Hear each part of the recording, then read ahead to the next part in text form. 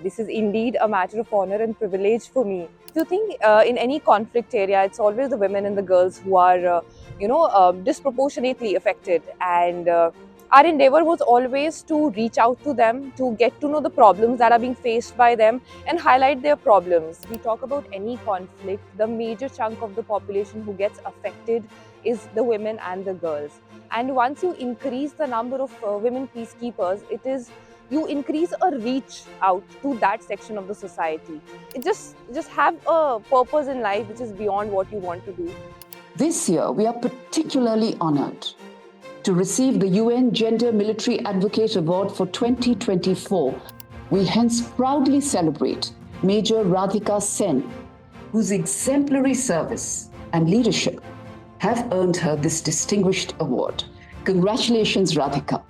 This is indeed a matter of honor and privilege for me that I get to not just represent my team, but all the esteemed colleagues of mine, the peacekeepers in UNESCO, and especially my home country, India. And representing a country at such an international forum is just a feeling beyond description that I can say. So thank you very much. Well, the main motto of being an engagement platoon commander was to inspire people to do something different, to fight the norms that are actually existing. So if you think in any conflict area, it's always the women and the girls who are, disproportionately affected. And our endeavor was always to reach out to them, to get to know the problems that are being faced by them and highlight their problems. And beyond that, we also try to address whatever we could on our ends.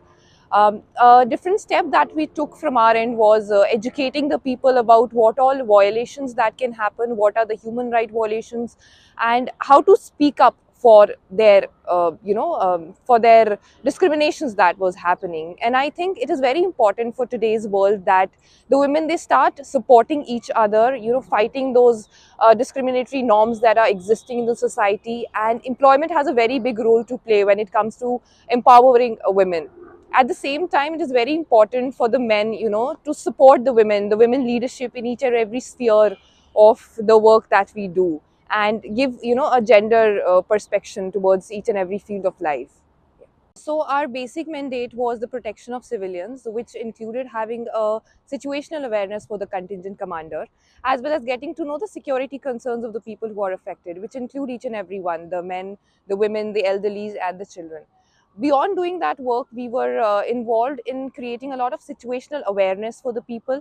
So our main targets were first the women, whom we try to educate about what are their rights, especially with respect to the gender-based violence, the importance of education for women, the importance of employment for women.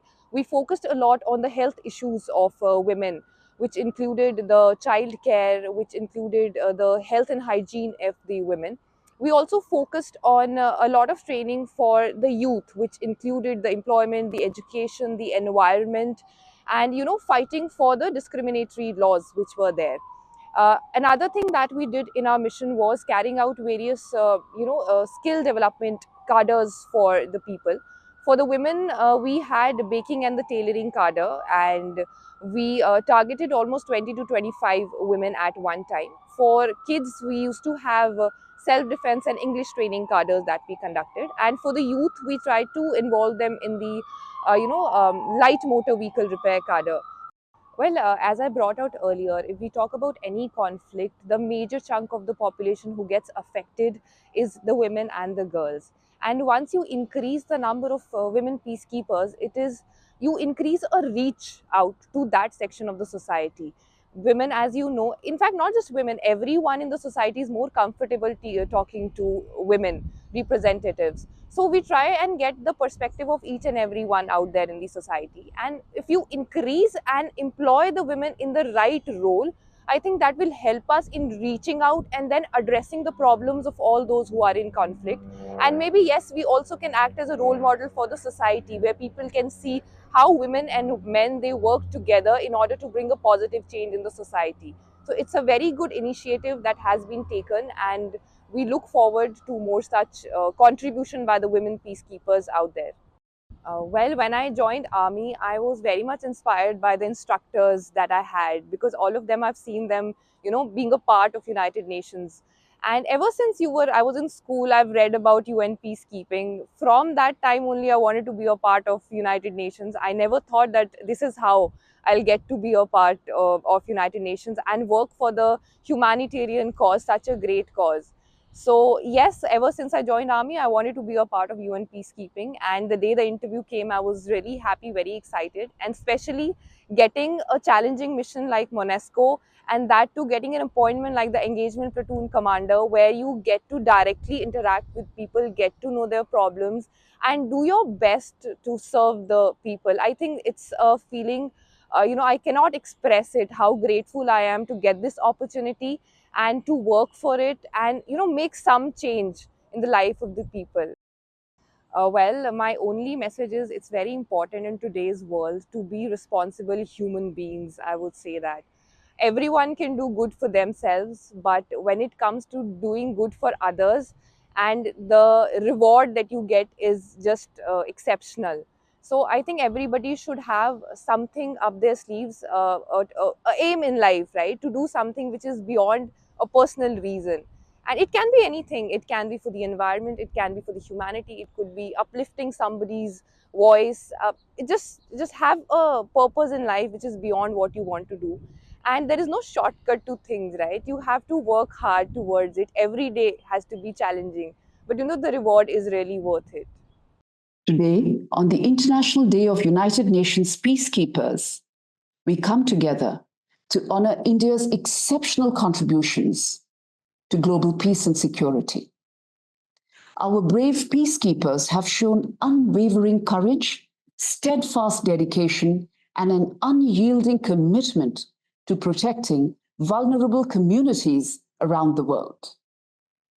Countless Indian peacekeepers have made the ultimate sacrifice under the blue flag, laying down their lives in the pursuit of peace. Their deep commitment to bringing solace to those devastated by conflict stands as a pillar of hope and humanity.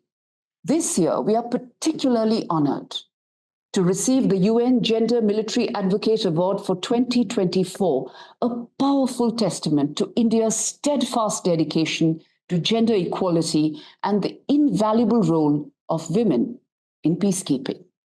We hence proudly celebrate Major Radhika Sen, whose exemplary service and leadership have earned her this distinguished award. Congratulations, Radhika. India's contributions, however, extend far beyond operational deployments. Our think tanks, enriched with a wealth of experience, contribute to the latest ideation and strategic thinking in peacekeeping, ensuring our approaches are both innovative and effective. Moreover, our pre-deployment training at the Center for United Nations Peacekeeping in New Delhi not only prepares our peacekeepers, but also many international counterparts to face the challenges ahead with resilience and empathy. We are indeed profoundly proud of our peacekeepers and their noble mission. Their sacrifices and achievements should challenge us to rise to the occasion, to build a world where peace is not just a distant dream, but a tangible reality. Let us honor their legacy today by redoubling our efforts, standing united in our pursuit of justice and harmony for all humanity.